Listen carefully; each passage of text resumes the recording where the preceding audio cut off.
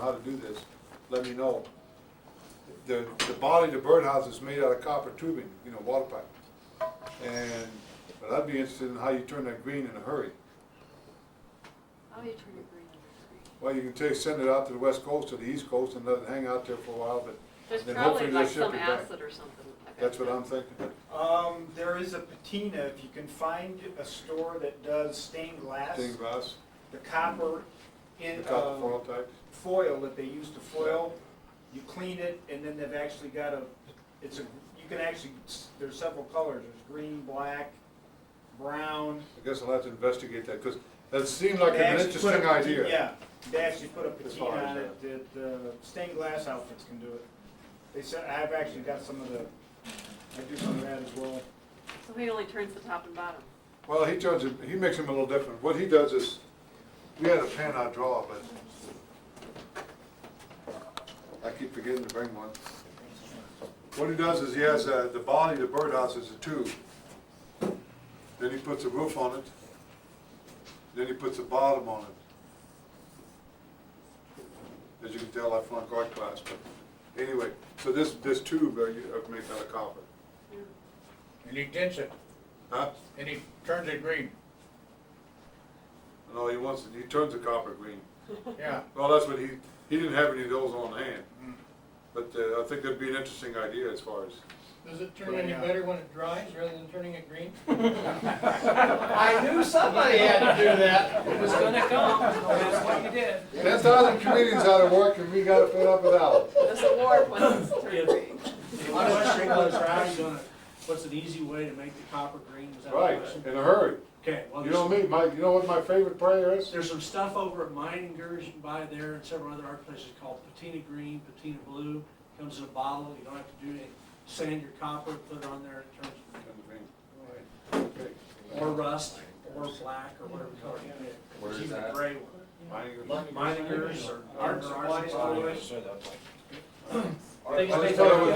You can also get the jewelry supply places like the Naja. It's made by a company called Jax, J-A-X. And they keep it at the jewelry supply places too. See, Pete, it was easier than you thought. Yeah. I thought of making a big old batch of salt brine and hang it in there, you know, right above it or something, but probably end up eating a hole in it.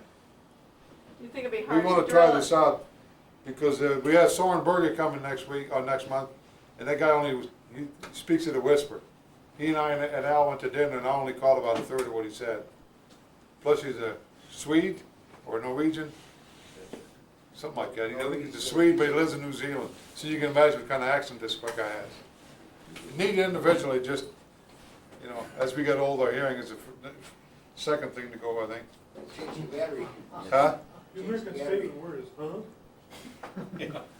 Pete, do you think it's hard to drill a nice clean hole in the copper pipe? No.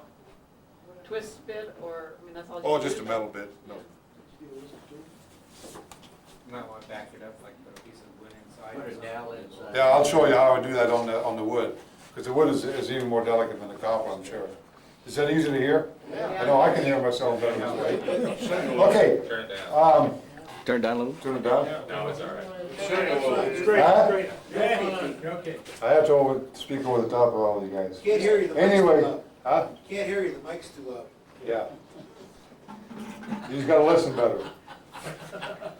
Okay, here are the main parts of the birdhouse. There's a body, and the way I get that is I take a block of wood, and as most of you that know me know, I hardly ever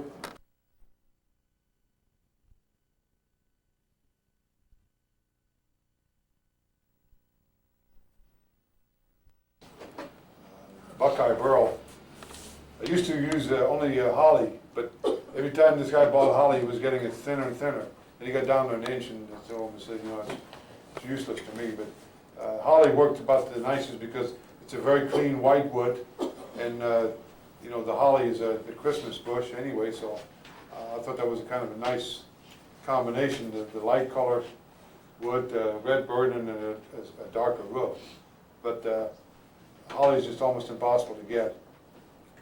But, so anyway, I've been using some boxwood and some Buckeye burl and anything else that you can get.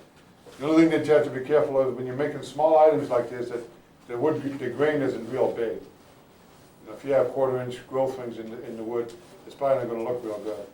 So kind of keep the things as small as possible.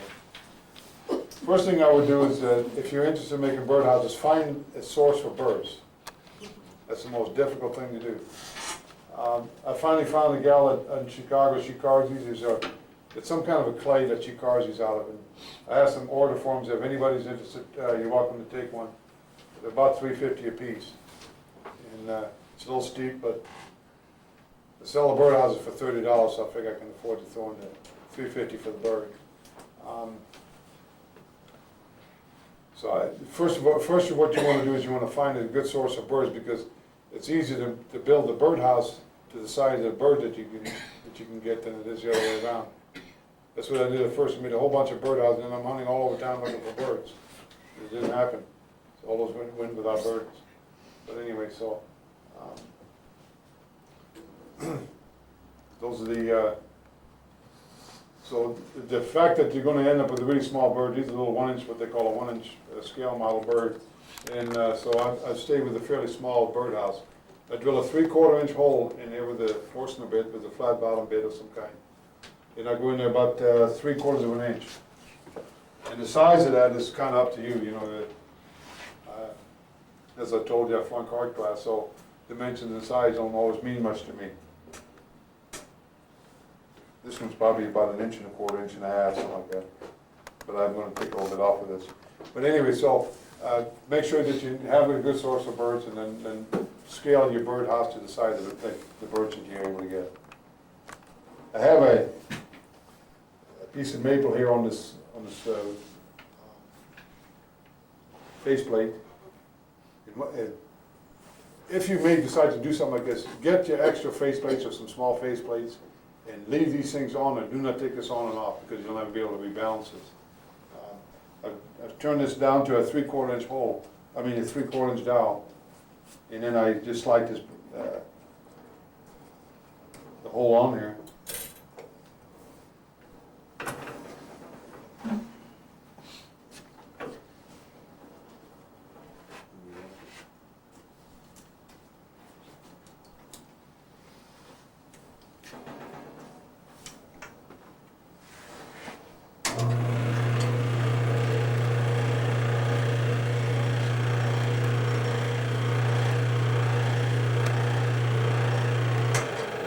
This hole's a little deep, so I'm going to part of this off. That's the reason.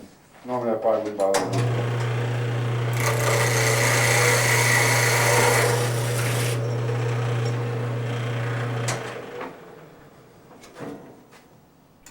You can pass this around here. You can see what the parts are going to look like.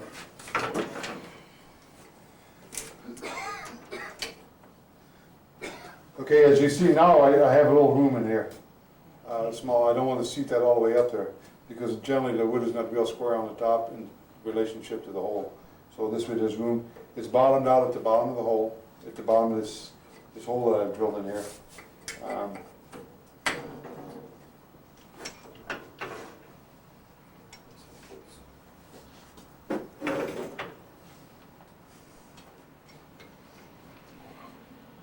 One of the things that you see people who slide a tailstock up into the wood, it's a really bad habit to get into, because if you happen to have this thing tipped a little bit, then you lock it down, and then you crank this up tight, and you've got the whole thing out of balance. So make sure that you slide the tailstock up, lock it down, and then run the screw up into the piece of wood.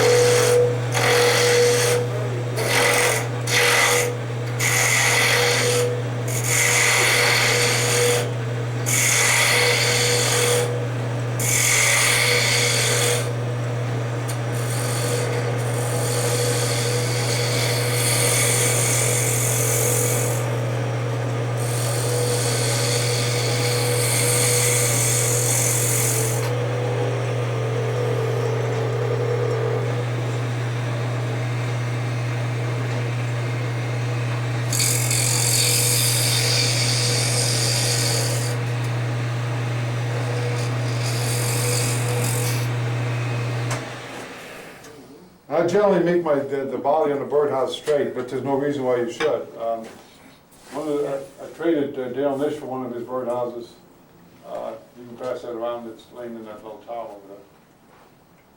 This one? Yes, Is that ebony It top is. bottom? yeah, on the top and bottom. He makes this basically the same as I do, except he uses a much bigger hole, because he has a bigger source of birds. Or source for bigger birds, I should say. What kind of bird is that Huh? for? What kind of bird is that hole there for? Cardinal. Cardinal? They're the cardinals, they're on the stand over there. The tails on these cardinals are a little delicate, so I appreciate not passing these around. If you want to go up and take a look at them, you're welcome to.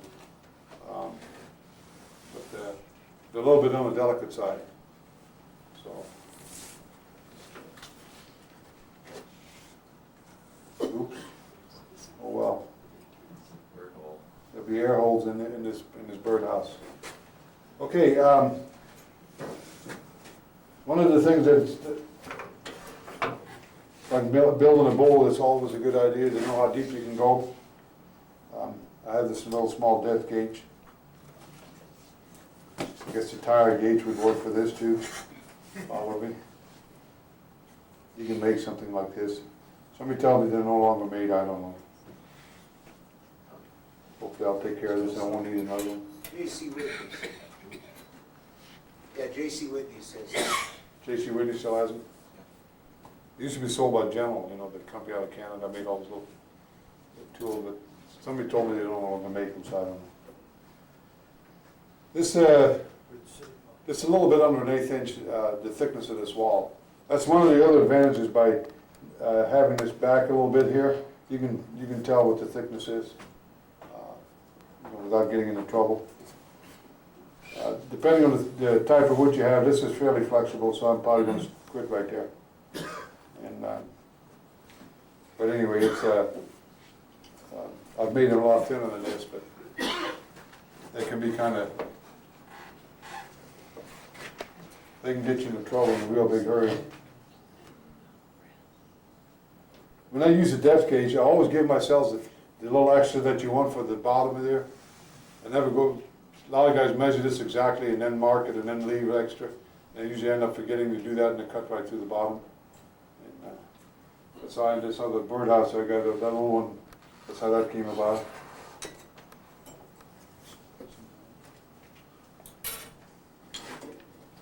See how loose this is? What's the easiest way to fix that? Toilet paper. Huh? Tongue oil. Spit on it. Yeah, no, I don't use Use tongue a oil. mousy A little water, just a little water, works great. Only you gotta be careful, don't soak this too much and you will not get this barrel off of it, because this wood will swell up.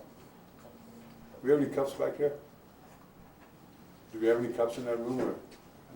There's a water bottle behind you, unless it's got something else besides water in it. Here's some water in a bottle. There's a little whiskey. Try some of But that. no, use this. There you go. I don't have to use that.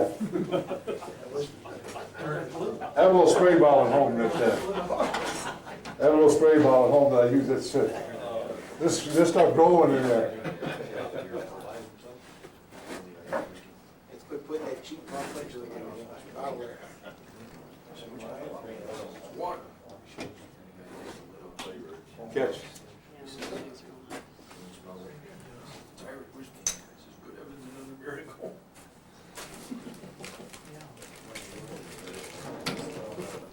Wow, it made a big difference, didn't it?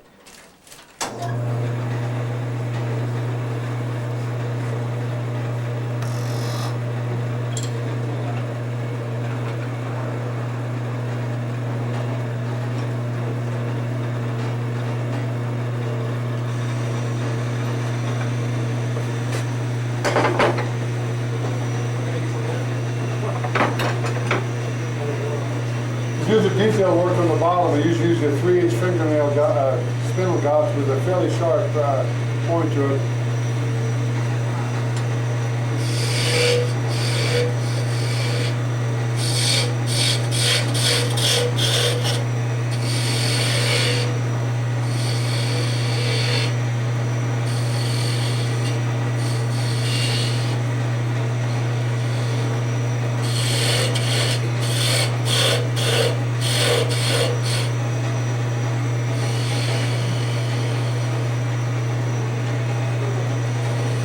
when you have this tail center,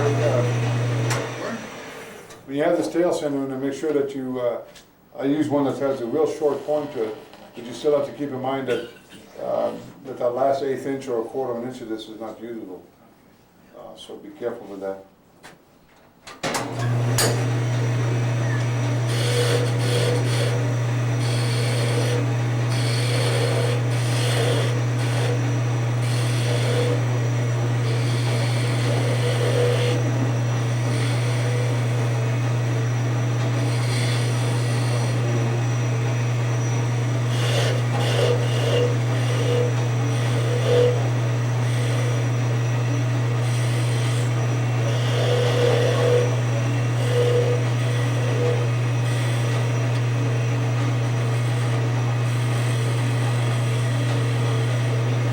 Now, before you cut to right up to this last point, make sure that you don't want to come back to do anything on here. Make sure that you're done with it.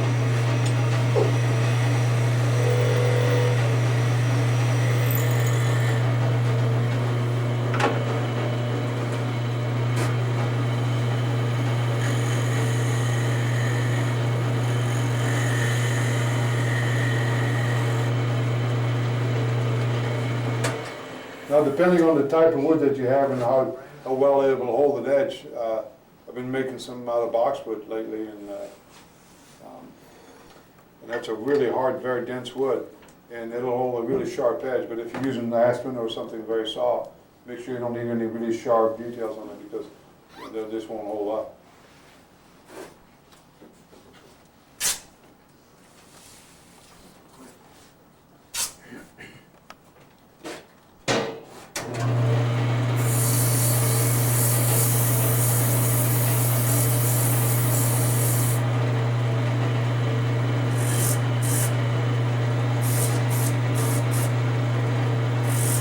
Be careful when you sand that you don't sand away any detail that you put in there.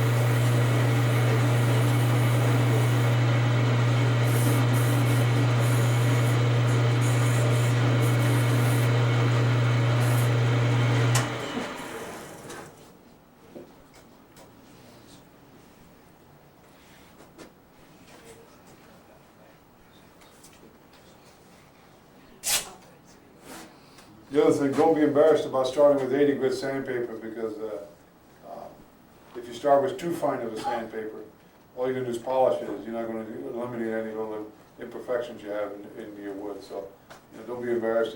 You're usually in your workshop by yourself, nobody's telling anybody, but besides grit sandpaper, what number did you start with? Should I be embarrassed about using 40? Not at all. Just make sure, tell me where you're getting it, because I'm running It out. saves on turning. Yeah, I'm running out of 40. How about putting my rats? Yeah, it's, the thing of it is if you start with too fine of a paper, and you've got some ripples in it, all you're gonna do is polish the high spots in the ripples, and you're not gonna take them off.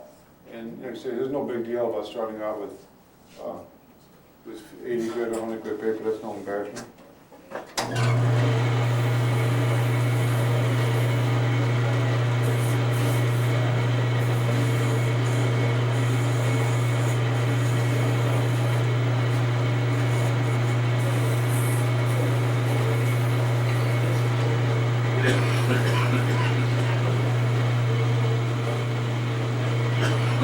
Okay, where's the birdhouse? Now the one that's in two pieces. Pull that up, take it apart. Pull apart? Yeah. There's a little step that I put in the top of that. Here's the barrel.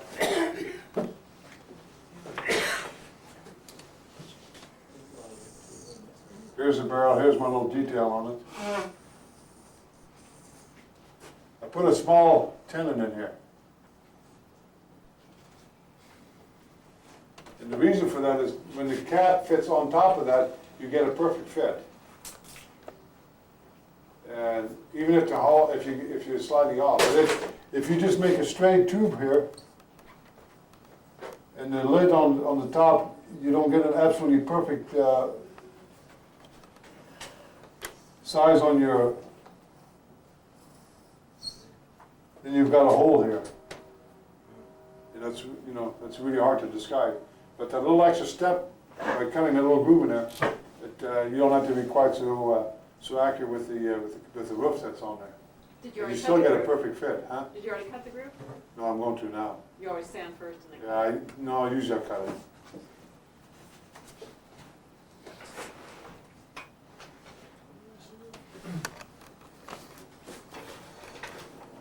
And the other thing is this, as you notice, this is, even though I squared this off, this is never running perfectly true. But by putting a light tenon, small tenon on there, I have an absolutely perfect fit on the two of them. You can't help but get a nice clean joint.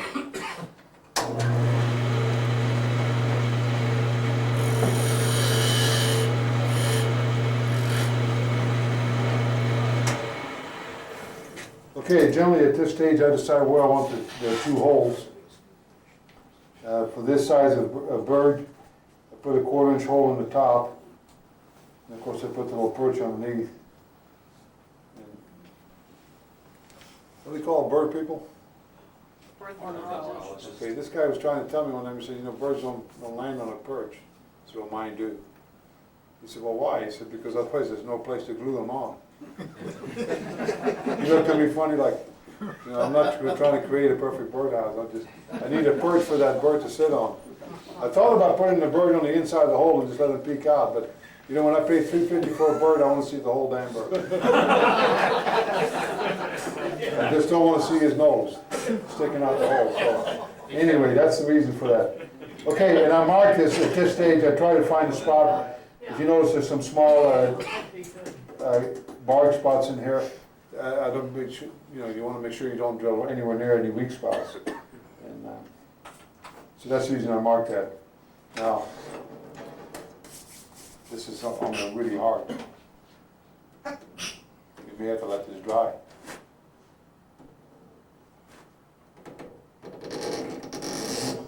See the difference? Is that how you burnish the inside of it? Yeah. So I clean the inside of it. You noticed how loose it was before, and Yes. how hard it was to get that off. So just a little bit of, just a little water. It doesn't make nice wet spots on the leg, but then it's not my leg. So normally you put a finish on before you took it off. Normally I wipe it off. No, Your finish, this, the finish on the birdhouse. yeah. No, I mean the water made a wet spot. So normally I wipe that off on my leg. No, but normally you put a finish on the birdhouse before you take it No. off. You're going to get to me here in a minute, aren't you? No, I tell you what. I generally do, the reason I don't is because I spray him. Now, last year there was a guy in Utah that had some really nice Honduran rosewood for it. It was real cheap, like $3 for like an 8 or 9 inch box. I bought all he had, and I didn't see him this year because he didn't make enough on the wood last year to come back. But so I've been using rosewood on the top, and I found a reasonably decent price on some ebony. So I like to use a little more exotic woods on the top than just walnut like I used to use, because walnut's kind of hard to finish. Now if you're using a really soft wood on the bottom and a really hard wood on the top, it would probably be a really good idea to go ahead and put some sanding sealer on that bottom part, just so that you only have to spray maybe twice. But if this is a very porous wood, and the wood on top is real hard, dense wood, you're gonna get a real high gloss on the top and not on the bottom. So, yeah, if this were really soft, and which this is, probably be a good idea to put a little finish on this. It would help the, you know, so that we don't have to spray it once or twice, rather than 4 or 5 times. Okay. Now, we don't have a drill press here, and which is okay, we're not gonna drill this anyway, because that's not all that exciting. But, as you can see, all the little holes in there, I'm gonna have to, this is gonna be, I'm gonna make me another one out of the box with next time, so that it'll hold up better. But just take a 3/4 inch dowel, 3. that fits exactly on the inside. Make yourselves a small V block like this. See, that's one of the advantages of having this barrel reasonably straight. Just to lay in this little V block, and you take it over to the drill press, and you drill put 2 holes in there. The bottom hole I make an 1/8 inch, and the top hole 1/4. But then that's, you know, you can do whatever you want depending on the size bird you have. If you have a bigger bird, you might want a little bit bigger perch. Stick it out a little bit. Huh? Stick it out. Okay. But anyway, if you don't have a V block or something to hold it, it'll roll on you and you won't be able to drill this nice straight hole. But having the dowel on the inside supports the back side of this, and you won't have any tear out. I used to drill these holes beforehand, and it's just almost impossible to get a nice clean cut on your wood around the hole. It always chipped out. So I quit drilling the hole before, and I drill the hole after the birdhouse is turned. Just makes it much easier. And you can see the advantage of having a reasonably straight barrel in there. But do make sure that you lay this in something, a V block is better than just 2 blocks on the side, because you don't have to worry about centering it up. But anyway, that's the bottom half.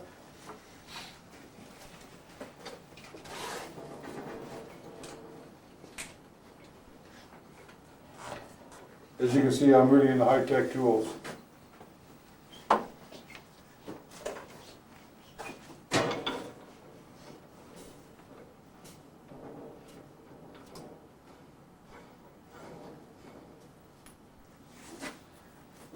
Okay, first thing I did is I just glued this piece of rosewood on this waste block. And a lot of people have trouble centering this up. What I usually do is, if I have a square piece of wood, I turn my waste block down to this diameter at the end here. That way when you center it, put it on there, it's centered just all real close. And even though I got this fairly cheap, it's still expensive wood, so you wouldn't want to waste a bunch of it. You follow what I mean? You just turn this taper down to this diameter, and you just stick it on and find the center on it. That way, it wastes a lot less wood.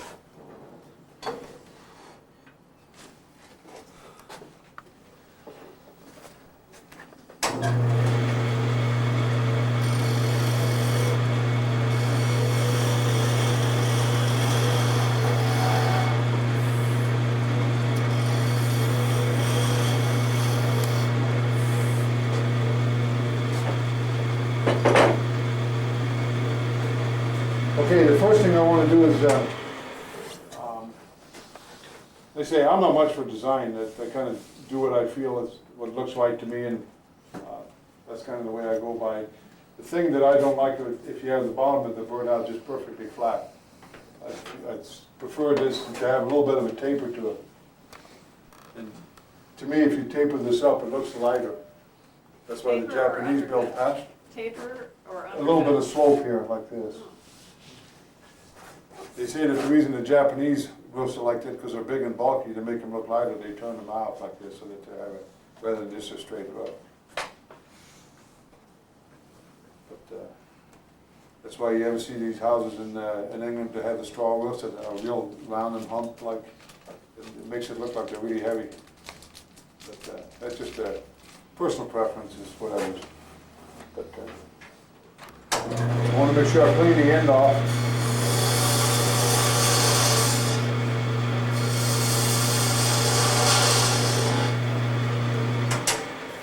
Enough wood for 2 tops? Oh, yeah. Yeah, generally. To be enough for a screw up, then it'll only be enough for one. Spindle gouge? I've been known to do that. Do the end? I just use a spindle gouge. You can use a skew. The skew usually gives you a little bit cleaner cut, but I'm not probably gonna use a skew for anything else, so I don't bother getting it.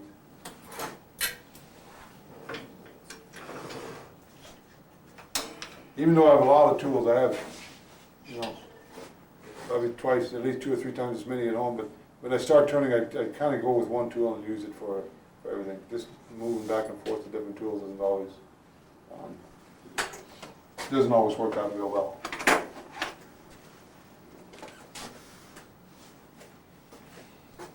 Found a new source for cheap vernier calipers. Where? Huh? I need one where? Harbor Freight, $7. Had them on sale the other day, the nylon ones for. Nylons are useless. Like Al said, they're useless, the air brakes on a turtle, because you can't make a mark in the wood with the point of the plastic ones. They melt? They would melt, yeah. I tried it. Oh, they metal? These are metal, yeah. Yeah, I tried the plastic ones, you know, but hey, here's a good idea. Didn't work out. I put it over a piece of wood and burned a nice round hole in the middle. They're not very accurate, they're made in China. $100? Huh? Yeah, they're not very accurate, but who cares? Where's that Harbor Freight? The only one that I know is in Aurora, out there, Alameda and Potomac. Alameda, Potomac, it puts it about 4 blocks west of I-225. You ever been You out? can actually look out there. You can't get off at I-225 yet. There's also, Harbor Freight's got a big sale going on right now too. A lot of their stuff is half price. I think the calipers are one of the things that's on sale. But when they're only $7, I don't care whether they're on sale at all. I'm cheap, but not that Will they cheap. lock? Do they lock? Oh, yeah. They had some with a dial on it, but I saw no reason to have a dial, just something to get in the way.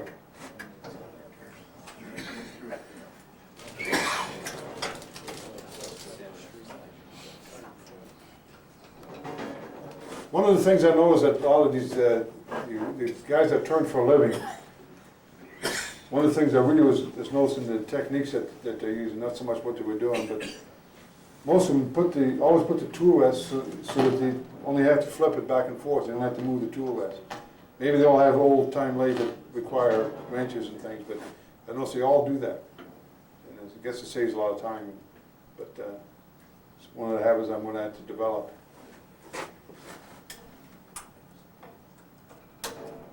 Now, for those of you that have never seen this done, you know, every time I demonstrate to some guy later on, says, "I'll bet my very nice caliper." I said, "That's because you stuck both points in there. Do not stick both of these points in there.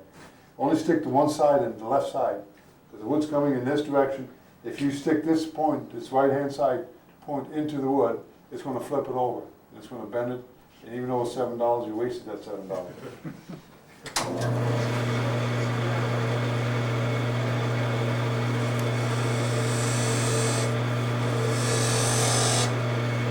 And try to do your marking close to the center as possible, because if you go up above center or way below center, your reading is not going to be right. It's going to be off.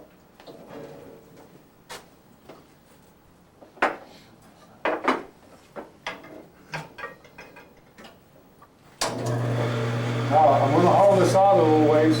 Where's that? You got it behind you. Oh, the other one. There's one right there, right by the can. Okay. The only reason I hollow this out is because I need to go in there a little ways, and then I'm also going to turn this around, so I need to be able to hold it when I turn it back over. And then I hollow out as much as I think is safe, just to get the weight down.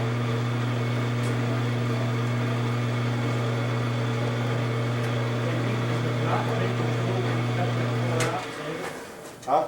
Does McNaughton make a tool where you can pour that out and save it?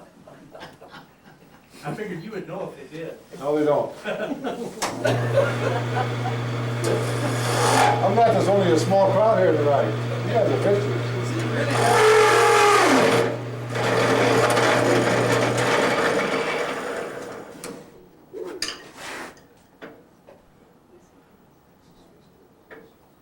I was ready to die. You know, supposed to catch it. Yeah, I don't want to bend this thing up. I paid $59 for that. Is that an adapter? Huh? Yeah. Is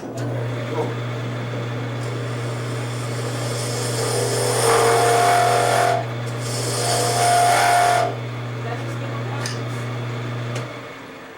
spindle guys, stick it in, bore the hole, and then rake it back out, that's all. Try not to get too fancy. Like I say, all you're trying to do is hollow this out.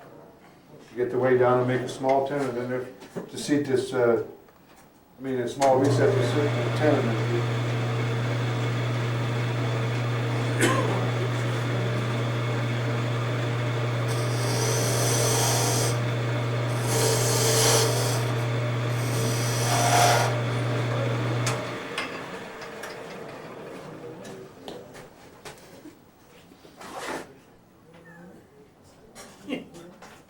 Yeah, you're crazy.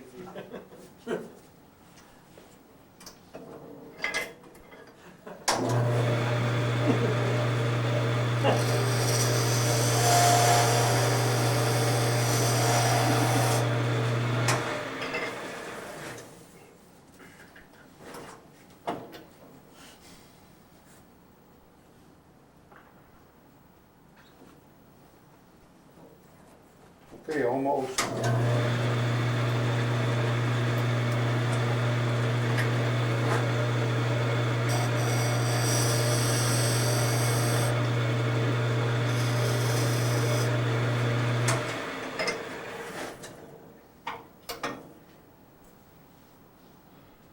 Okay, even though that's not a real perfect fit, that's still gonna give me an absolutely clean fit in here. Is that a straight scraper or? It's just a straight sided scraper. Or does it I've have? got a ground back on the top, and if you notice, I've got a slight bevel on this, a slight angle on this. See that? And the reason for that, when I stick it all the way to the bottom, I don't wanna scrape this whole end, I just wanna touch the point. When I go in, like on a box or something, so when I go in here, this end is not cutting, unless I wanted to. Now I'll turn this a little sideways. But all I'm interested in is just to cut, and I'm only cutting with the very tip of it right now. The other thing I did is, you notice that I made a real slight bevel in here, so that this is slightly undercut, so this roof is going to sit right on this outside edge. That's just a real slight chamfer that I put in there, so that gives me a perfect fit there.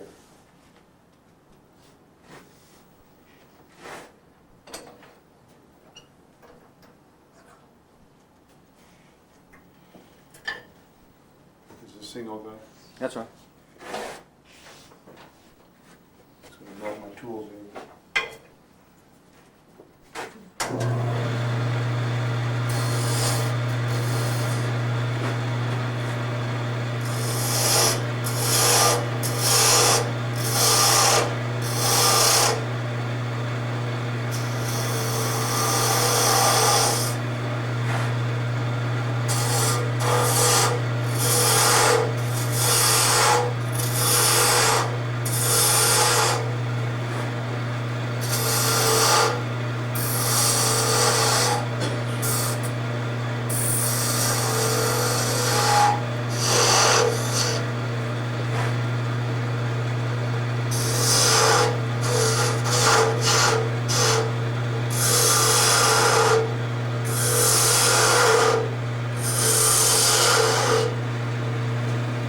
Okay, now,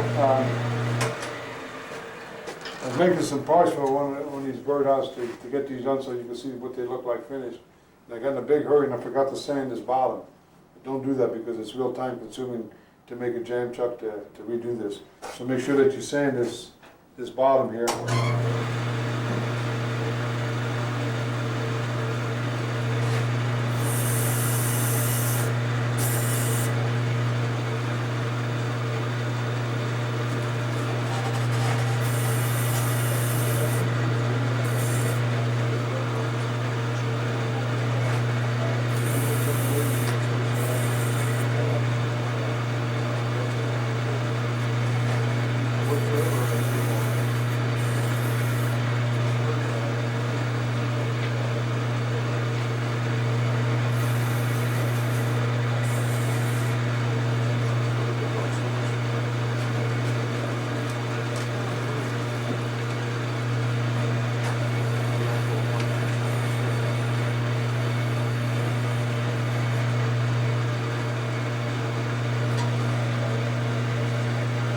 Now I'm going to undercut this in this direction here because this next part's gonna be hollowed out anyway, so this gives me a little extra wood here.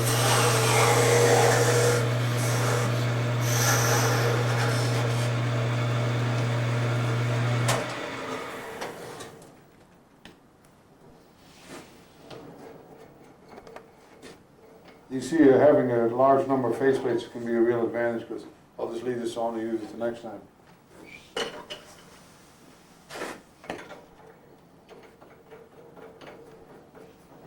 This is another piece of, usually use maple when if I'm gonna use something quite a bit, I'll try to make it out of maple. This is way too small. And if you're gonna use a chuck for quite a few things, or you're gonna save it, try to use it in the green running with the bed, because then if it shrinks and swells, it's going to be more uniform than if the green was running the other way.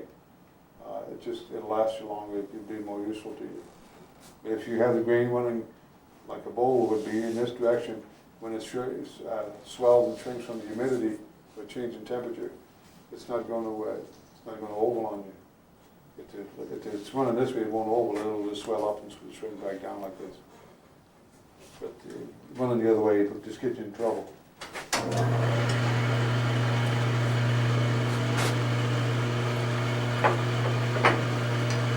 Now this is way too small, so I'm going to make a cut just short of it.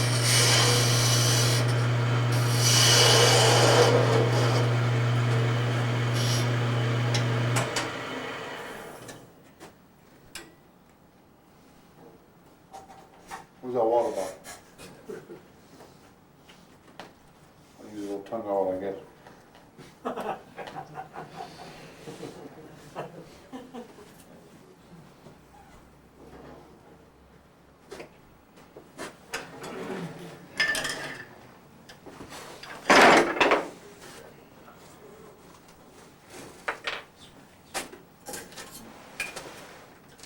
We passed that party tool. Huh? The scraper. This one?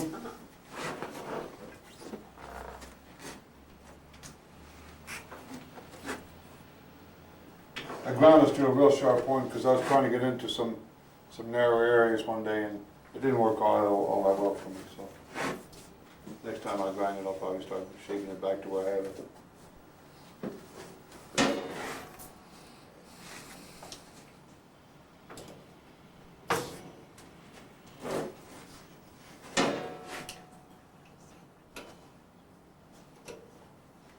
We've got a little tip on there, and I want to knock that off of there because, How come you got it so black or so blue? so what? So Because blue. I'm very impatient. I tried to tell you earlier, you know, what my favorite prayer is? Lord, teach me patience, Oh. right now.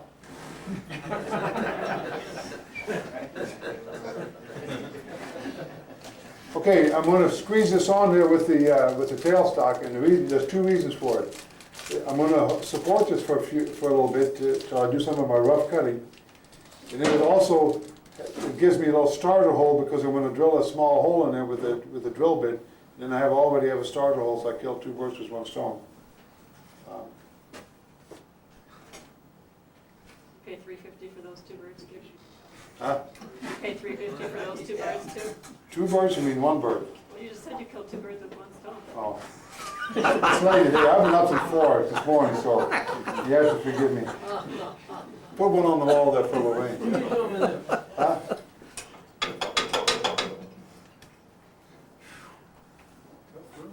That's one for Lavon, okay.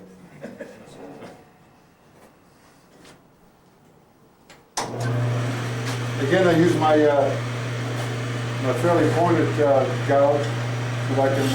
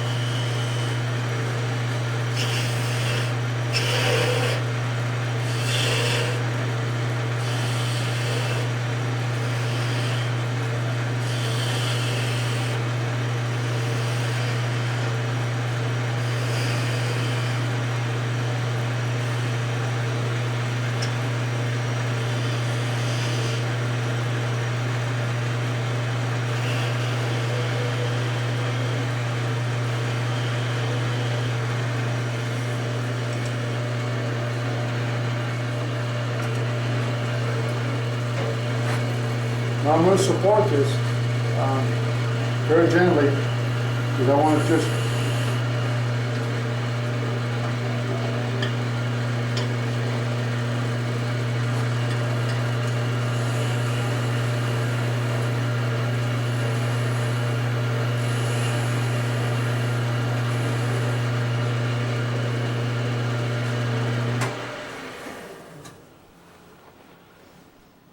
I think I lost my hole.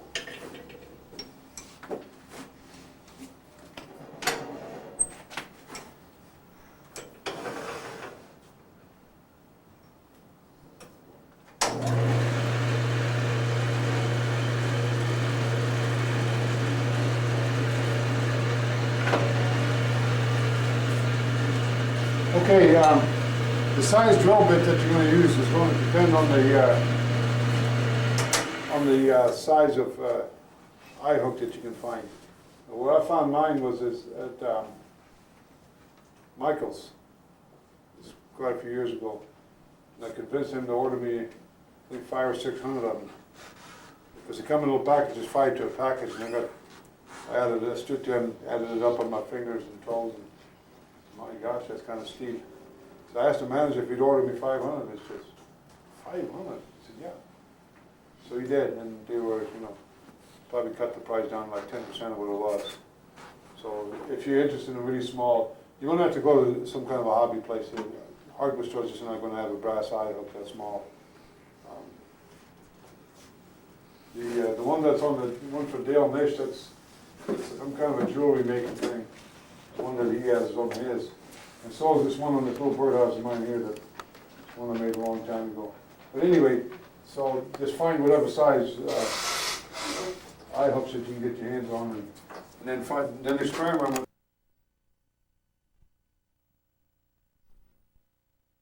a very small little finial here on top, so you don't want that to screw in and crack. So make sure that this drill bit is plenty big, so it just barely goes in. So it just goes in, it just barely holds. I usually put a little dab of glue on it, super glue on it, and that works pretty good.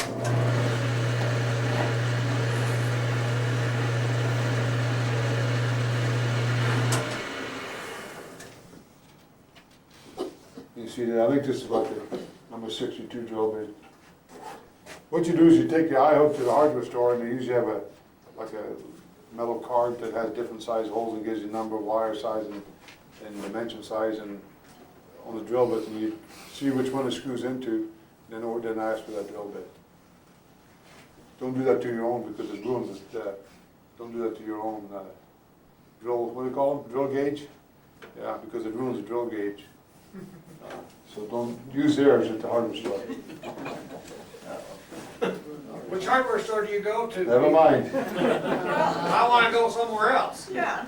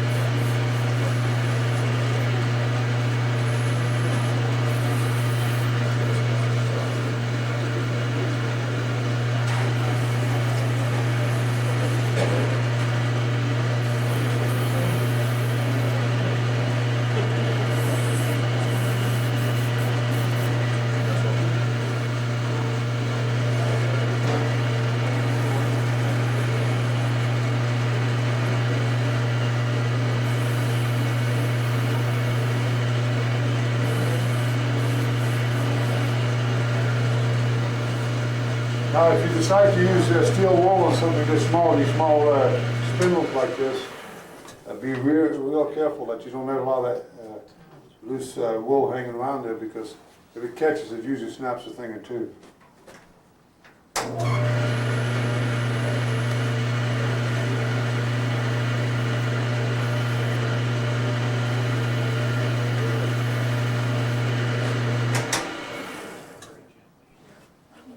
You notice when this is spinning, I don't know, can you see that? There's a little bit of a ring in here. There's a couple of things you can do. You can either try to sand that out,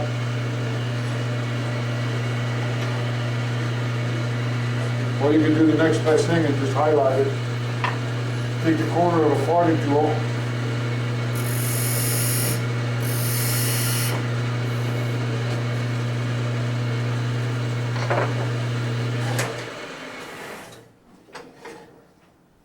and dress this up, and people think that you planed this. Because sometimes on end grain, it's really difficult to get the you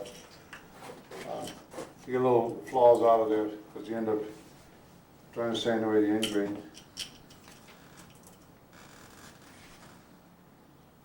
And as you can see, these are very small little eye hooks. That's a disadvantage of sitting in the front. Oh, you have those for sale? No, that was full when I started. Or actually, I had two of them full.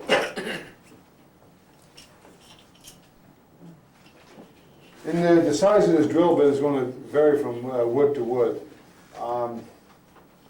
Like I use this on softer woods, and it just falls in, and I have to glue it in. You know, tonight it actually went in there fairly hard. And it depends how clean the hole drills sometimes too. But if it's loose, you just back it up and you know, put a little dab of glue on it and then screw it back in.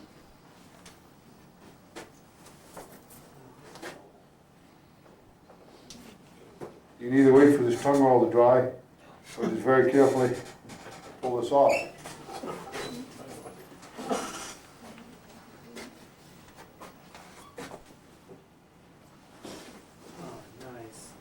Okay, one of the tips about, I won't glue that one together because I don't have any holes in it yet. One tip about gluing this together is that I found that it's much easier if you take the, and put the glue inside the recess.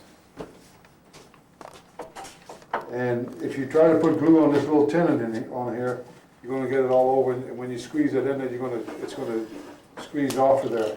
You're going to scrape the glue off and then end up all over the outside. If you put the glue on the inside of this mortise in here, you have to be quite so careful.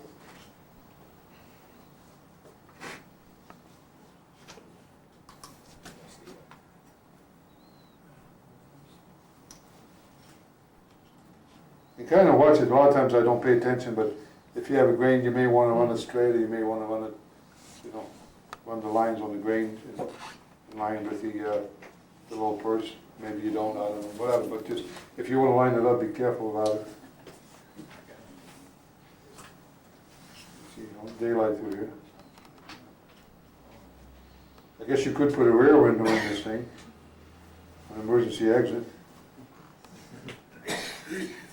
Should have cleaned it up on the inside a little bit. But anyway, there it is. Now, if you noticed, I turned a little dowel, and I usually took a small piece of dowel and then turn this, because what I do is I end up a little perch. I cut it slightly like this, with a slight taper to it, and then I knock this off, get this flat. The reason for that gives me a little bit bigger area for that bird to sit on. Because these birds are made with a kind of a flat spot on the bottom. I don't know if all cardinals are built that way, but probably the ones that come from the Chicago area are. But anyway, it gives you a little bit bigger flat spot, and if you notice it down there, for the bird to sit on. Because at first I just left them round, and you have to sit and try to hold that bird in place till that glue dries. And then of course the glue stuck to my finger, and then I tore the tail off the bird. Said, wait a minute, there's got to be a smarter way. So I turned the little tenon, turned the dial down and put a little tenon on it. little flat spot on it. See, that's set up now, so, Let's move it back. yeah, that's one you picked. Now, Hey, you got any more of those screw eyes? We ran out for that. did you?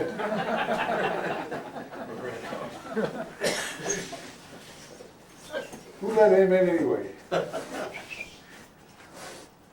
And then I just take ordinary wire and hang them on there and then spray them.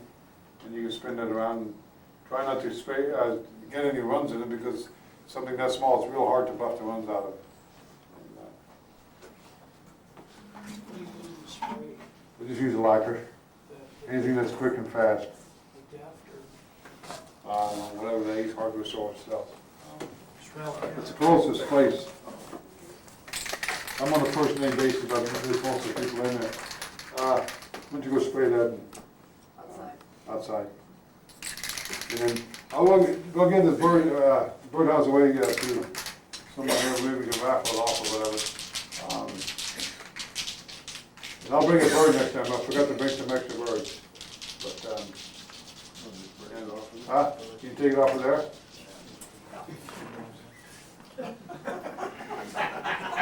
I bet you even thought that was funny, see, laughing. Yeah, we could probably do that. We can let you have one of these birds, one with the bird on it. Because I know this one will never come back anyway. It's like the guy with the cowboy hat. How long did it take him to bring that hat back? A year. A little over a year. So the birdhouse is probably never come back, so I'll give one of this one here to remember. You want to devise a way of write down a number and then we can just start down the line. How many are in there?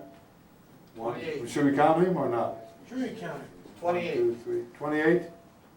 Write down a number and you start on the back row.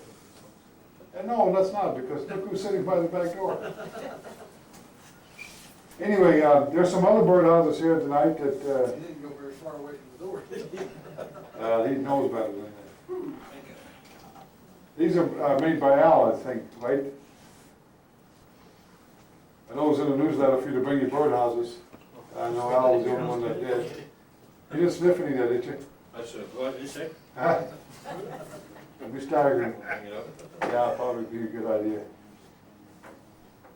But anyway, we also have some fruit here tonight. Can you explain about this, or? That's our club's, what was it, the AAW challenge that's going to Charlotte. What did you say? The beginning of, we still got 3 or 4 more pieces coming in.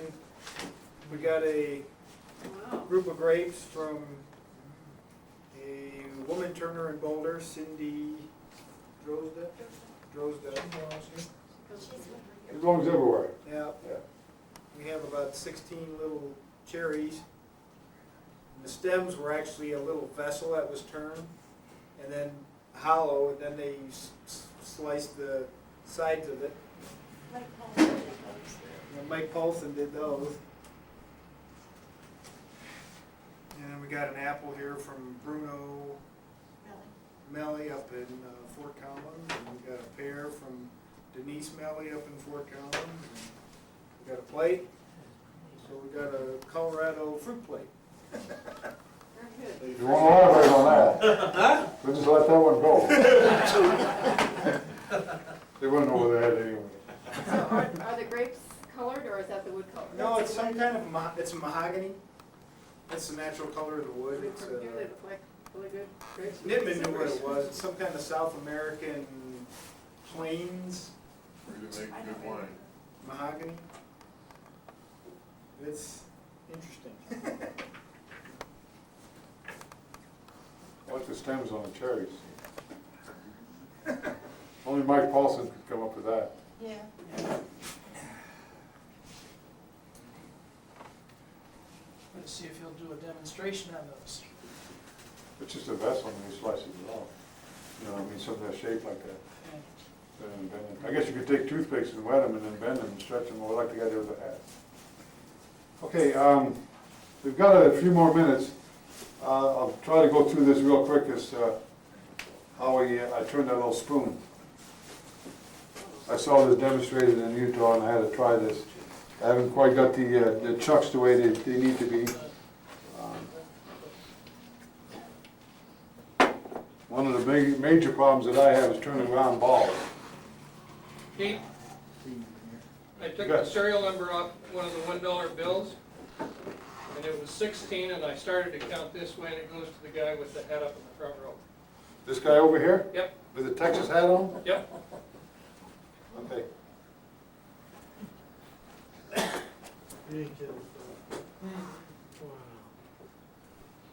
Don't ask me to explain how you drive that, just what he did. Wish I had it. Like liar's poker. Wish you had a hat? Anyway, these spoons start out as obviously as around just a solid ball of wood, a solid chunk of wood, and then the first thing he does is he turns the ball on. First it wouldn't stay on, now it won't come off. Pete, is that the little sugar spoon? Sugar spoon, yeah.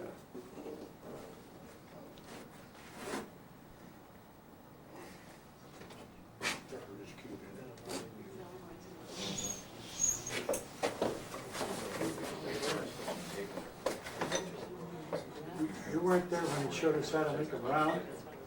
What's that? He had a stainless steel tube. Yeah, I thought I had a piece of copper tube that I brought, that I was gonna show how we did that. I can't find it. Oh, yes, I have it there.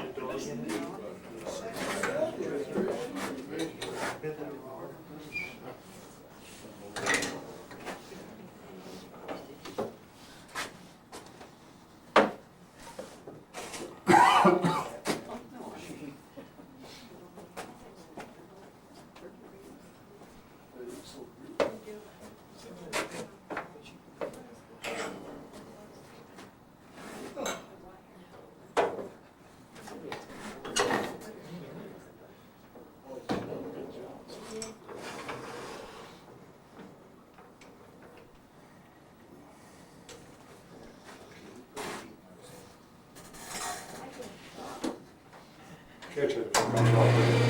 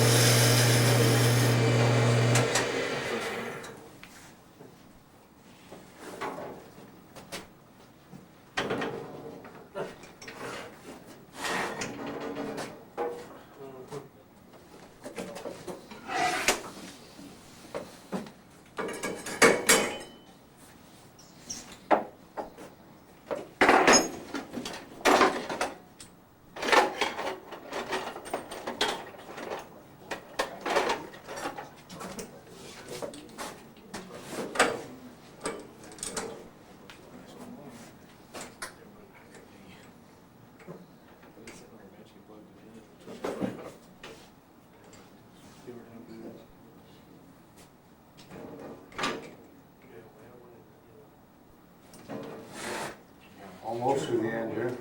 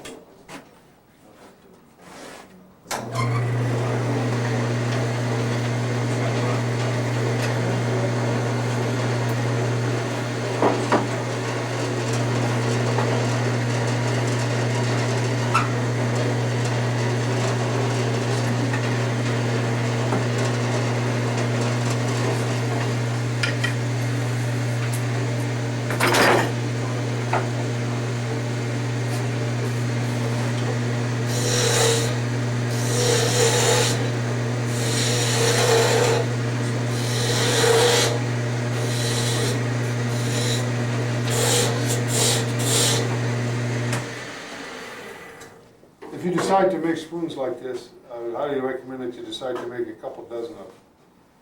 Because there's a couple things you need to make. Number one, you need to make your little chuck, and obviously you probably want to make it a little bit better than what I do. You need to make a little chuck that will hold this ball.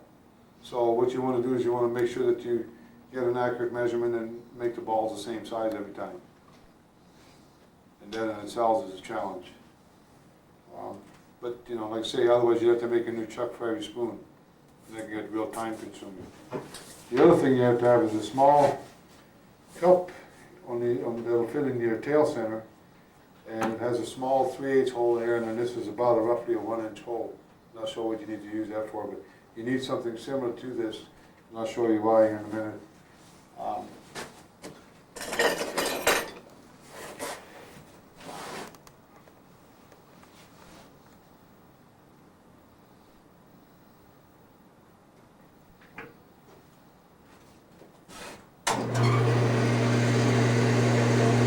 long way to go.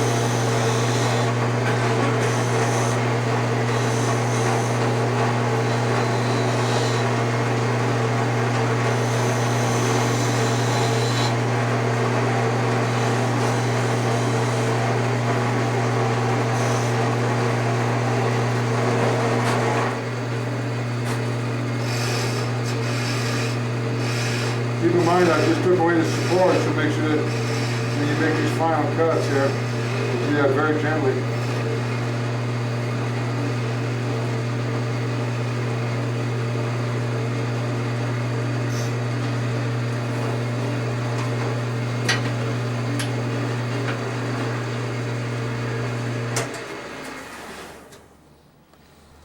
Okay, the way he actually rounds these off is he takes a piece of pipe like this that's stainless steel. I couldn't find any, but so I brought this copper tube just to show you how this works. You need to make sure that this tube is smaller than the diameter of the ball that you're going to make. It's very important that this pipe cannot slip over this ball, because if it does, it's going to spin on there, and you're going to have some real sore fingers, if you still have all of them. So keep this in mind. Make sure that that piece of stainless steel is smaller. The other thing is make sure it has a fairly thick wall, not a real, some of the plumbing is made out of stainless that's real thin. You do not want to use that. Grind this real flat, make sure it's really nice and true. Take a rag. Bring a rag? No, just use my.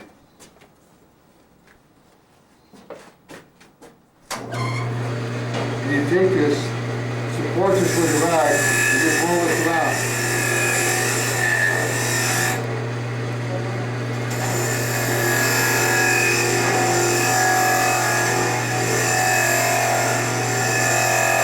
As you can see, this soft copper tubing is actually making a pretty good effort at cutting that. But stainless steel works really well. Just make sure that you support it, because otherwise you're just going to push it out of the chuck.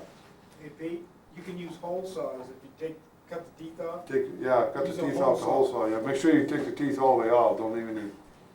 But you only and then make sure that you hold it with something, because it will get real warm. Even this got a little warm. But it works really slick, and then just roll it around until you get a perfectly round ball here. Again, keeping in mind the size. Did you make it with this burr in here on purpose? No.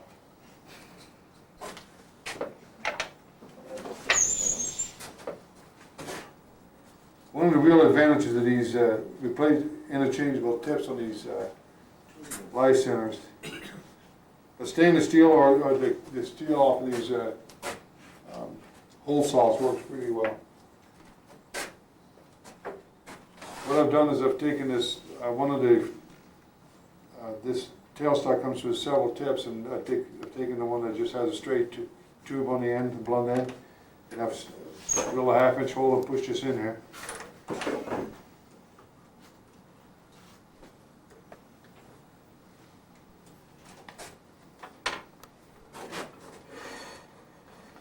Now, if you're going to use this, I would recommend that you put some kind of a felt or something inside here that you don't mar this wood up. Because this, you're going to be dealing with the finished product here in a minute.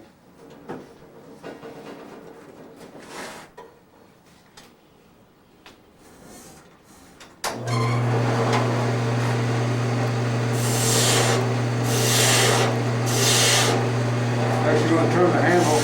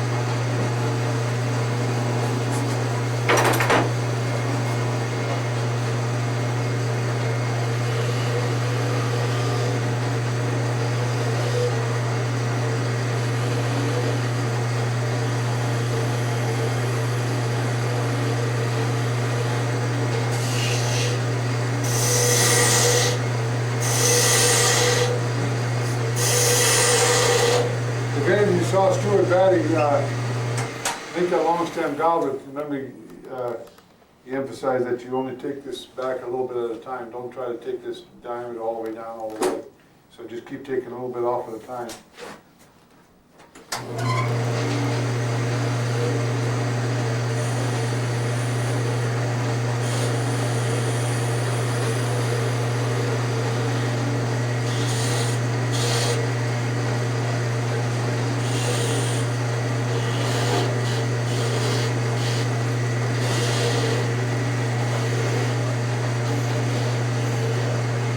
Well, she's going to sand this, and I'm not going to bother with all that today.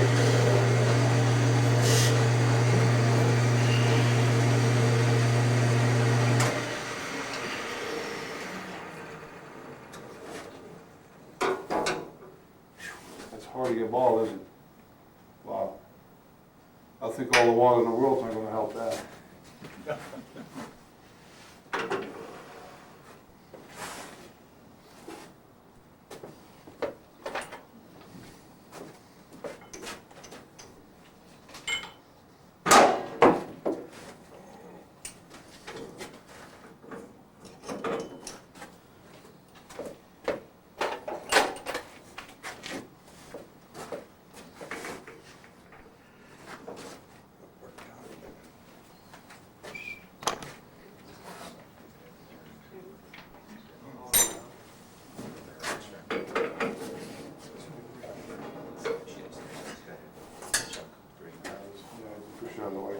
Now, as you can see, that I got a little careless about my size, but make sure that you have this nicely sized. And but if you really wanted to, now you wanted to clean this up, that extra hole in the center there will actually line up to this. You could finish some of the handle in there, you know, so that's one of the reasons for this. Now, the other reason that you needed something like this is generally you want to make sure that these are big enough yet that you go ahead and and press this in here. And you take and squeeze it in there. What he's done, what he usually does is, rather than just have a hole here, he has just a straight back hole. He has a little bit of a recess in here like this. So that when the ball fits in there, it kind of snaps in there. So you have to kind of play with it. Like I say, it's important that you get that you make this the right size, and then make your balls the right size. Any tape? How about a paper towel? Huh? I got some tape. Paper tape? Not very much. Any paper towel around? I think it takes several layers. Take a half a roll of toilet paper to fill this hole. John, right inside the door.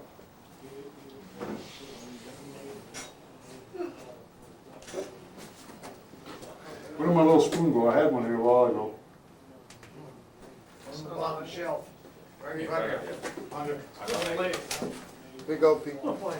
Okay, as you can see, I turned this up just slightly. So make sure that the handle sticks out just a little bit like this. That way it has, the spoon has a little bit of a dip to it. Doesn't just everything straight. That is sweet. Yeah. That is sweet. What an idea.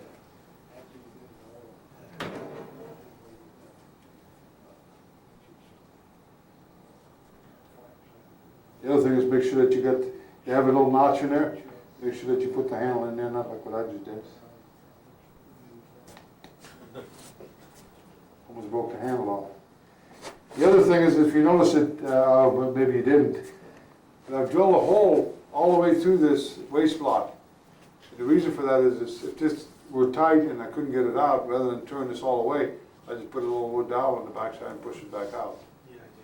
Okay, the other thing to keep in mind is, if you do this, I would suggest, like I say, always make the right size ball, then get a drill bit, and then drill a hole to within like an 1/8 inch of the bottom. So it gives you a depth gauge. Because here in a minute, you're not going to know how deep you are, and if you keep taking this in and out, it's going to be really hard to recenter this every time. So Pete, when you put the tailstock up there just now and cranked it in a little bit, that was to pop. That was, to pop normally the ball if you part want in to, in that, you want to press that in, yeah, in that little. in that little pocket. Okay. Now, there is another way to do that. If you're real serious about making a lot of these, you cut a real small groove in there, like maybe 3/8 wide, about 1/4 inch deep, and take a hose clamp and put it around there, and it'll squeeze that wood up enough to. But if you're real serious about doing a lot of these, and like I say, I can't imagine doing just one of these.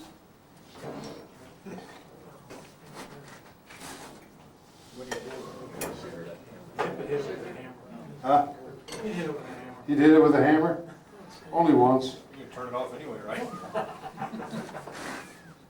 And then make sure that the handle clears the tool rest. That's really critical. I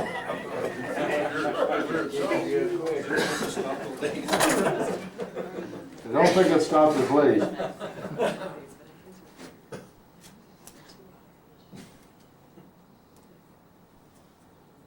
Duct tape works wonders, I don't know what they did before duct tape, but There wasn't anything. there wasn't a time before duct tape.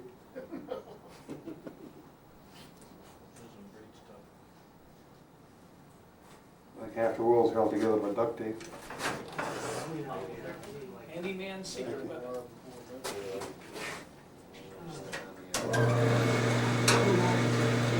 Now the other thing is that you notice I got this tool rest on a little bit of an angle. I got clearance in there. Make sure that your hand does not go beyond that tool rest. It's a small little stem, but I can still do some smart studio.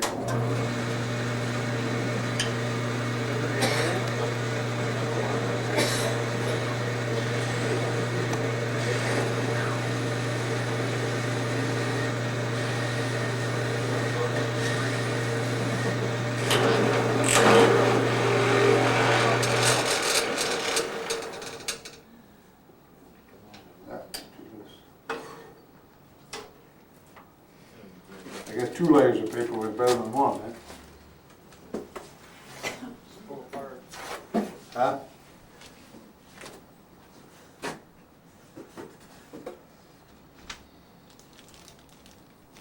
Three are better than 1, than 2.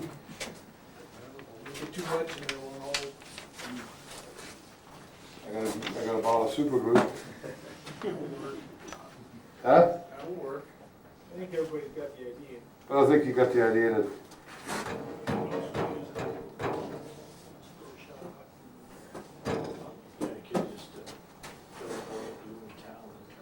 catches when it comes out.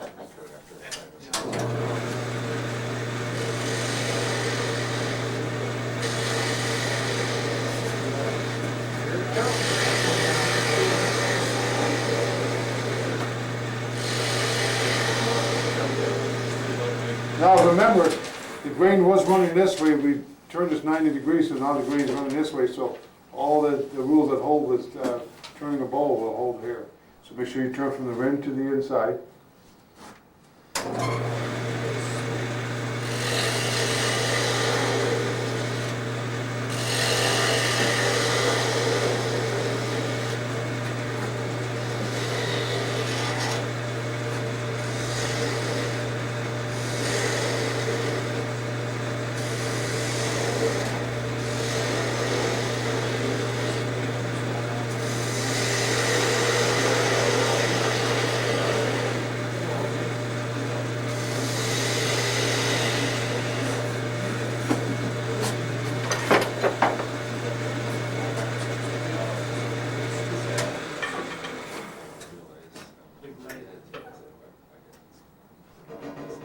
And I guess the only limiting size here is the size of the swing on your, over your bed.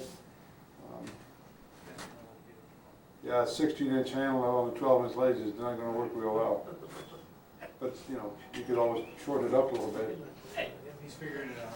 He's gotta figure it out. He's gonna turn the head around.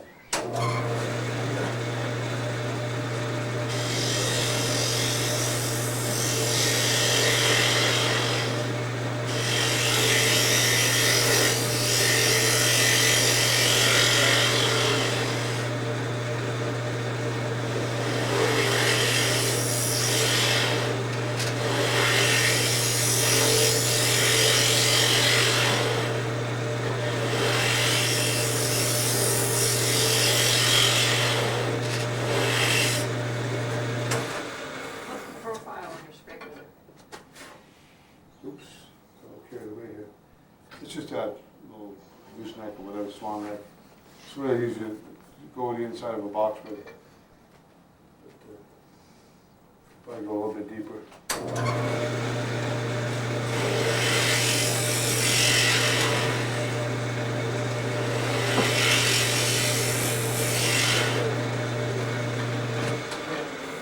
Now, one of the critical things is, of course, that to get these wall thickness relatively even, and if you have the right size, if you have a nice round ball, that's going to automatically happen. But if you know, if you have an egg shape like this one and the other one are, you know, that's not going to happen, unfortunately. But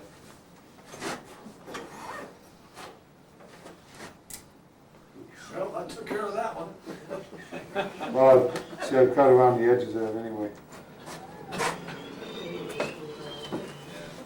Yeah, it's slick. That's what mine. Well, it's a really neat idea. It's probably the slickest thing that came away from from Utah. That you know, everybody likes spoons, and I guess if you're really into that off-center turning, you could make these spoons oblong. But that's a different beast altogether.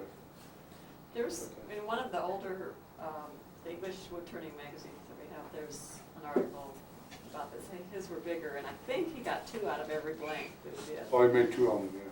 Well, 2. Well, they cut them in solid Cut Oh, he and cuts so. them in half? Yeah, but then like the handle part was like kind of Oh, curved make to it it. make a teardrop, I mean, a droop shape, yeah. But, anyway, if you're looking for little quickie gifts to make for Christmas white. Oh yeah, this becomes real quick once you have the size of everything down. The other thing is too is, you know, if you have trouble deciding whether you've got a really nice round ball, is you can take a piece of thin cardboard or like poster board and cut a perfect circle out of it, and then hold it up there. Of course, you can only do half of it, you know, because and hold it up to see if you really have a good circle. The other thing to do is you take a piece of, where's that copper pipe? Don't throw that because I'm a terrible catcher. I'm in the glass business, you know, we never catch anything that falls, you always step back. And my brother used to get so mad, we'd be doing something and something fell, I'd just step back. He said, why don't you catch that? I said, hey, that's a bad habit to get into. Stick your foot under there. Yeah. But anyway, if you take round tubes like this and cut little small sections out of them, like maybe a 1/4 inch long, different diameters, you can use it as a gauge. Of course, make sure that the lathe is off when you hold that over it. The other thing is if you hold that over it and hold this little ring on top of that round ball, you can see where you need to still cut away. Just use it as a gauge to tell whether you've got a perfectly round ball. And it doesn't matter what size it is. You can just cut this off. It doesn't really matter. You just roll it around and you can tell where you got high spots and low spots. But stainless steel works probably the best for you know, making these things nice and round. Or like you said, the hole saws. But then you make sure that you get this is perfectly square on the end. If it isn't, you're going to get an egg-shaped ball. How big is that? Huh? 1.25 inches? I don't know, 1.25 probably. Just make sure it's smaller than the ball so you don't end up, the ball doesn't end up going inside here. Okay. Now who volunteered to clean up? See, I only made a small mess this time. Right down.